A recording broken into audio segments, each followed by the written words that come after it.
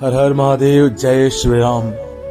गौरी नंदन श्री गणेश का जन्म भगवान शिव और माता पार्वती के विवाह से पहले ही हो चुका था। मन में प्रश्न यह हो रहा होगा कि क्या ऐसा संभव है कि बिना विवाह के पुत्र हो जाए? क्या है इसका कारण? आइए जानते हैं। इस प्रकार के गूढ़ रहस्यों को जानने के लिए आप अंत तक इस वीडियो को देखें और ऐसे बहुत सारे रहस्यों के सच को जानने के लिए इंस्पायरिफाई माइंड्स को सब्सक्राइब कीजिए।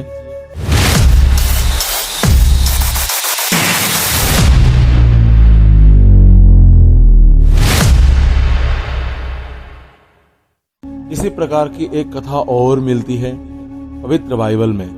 कथा यह है कि मैरी एक कुंवारी कन्या थी। उनके गर्भ से जीसस का जन्म हुआ और वो मदर मैरी बन गई। क्या यह संभव है?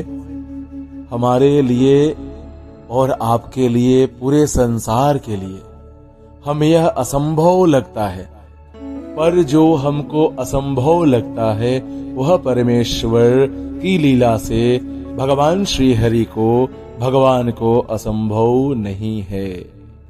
उनके लिए कुछ भी असंभव नहीं है।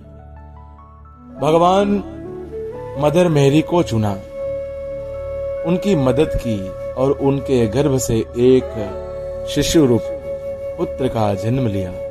इसलिए हम कहते हैं कि परमेश्वर असंभव को भी संभव कर देता है। ठीक इसी प्रकार शिव पुराण में कथा है, भगवान शिव का पहला विवाह खंडित हो गया था। दक्ष के अभिमान से टूटकर भगवान शिव की पहली पत्नी माता सती ने अग्निदाह कर लिया, स्वयं को नष्ट कर लिया था, स्वयं को भगवान शिव के चरणों में समाहित कर दिया था। भगवान शिव माता सती के मोह में डूब गए थे।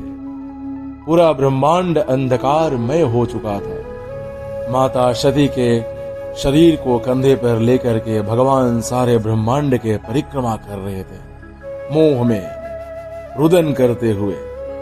भगवान के क्रोधाग्नि से भगवान कामदेव भी भस्म हो चुके थे और देवी पार्वती मां एक तरफ तपस्या कर रही थी। माता पार्वती के तपस्या से भगवान शिव का दिव्य सिंहासन डोल गया। उन्होंने न केवल देवी पार्वती को वरदान दिया, बल्कि माता पार्वती के साथ विवाह के बंधन में भी बंधे। और विवाह के अवसर पर मुनियों के मन में डर था, ऋषियों के मन में डर था, देवों के मन में डर था, भय था।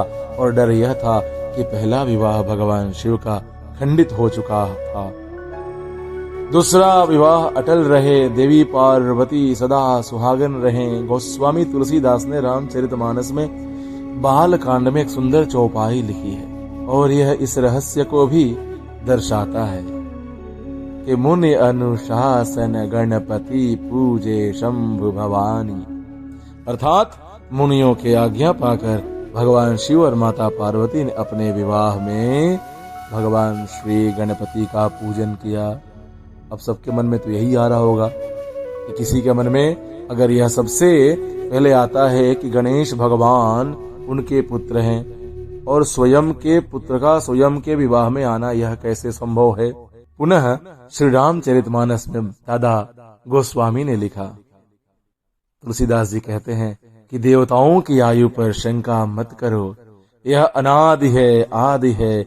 सृष्टि के पहले भी विद्यमान थे, सृष्टि के साथ भी विद्यमान हैं और सृष्टि के बाद भी विद्यमान रहेंगे।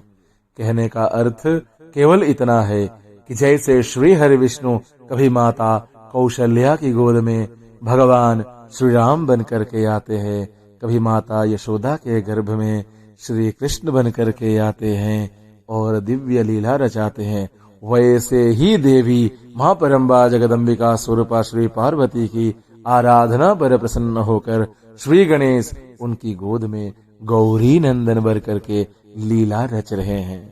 इंस्पायरिफाई माइंड्स को सब्सक्राइब कीजिए और ऐसे ही बहुत सारे सत्य, सच और रहस्य को जानिए। मिलते हैं अगले वीडियो में। आप सभी को हर हर महादेव। ओम नमः शिवाय।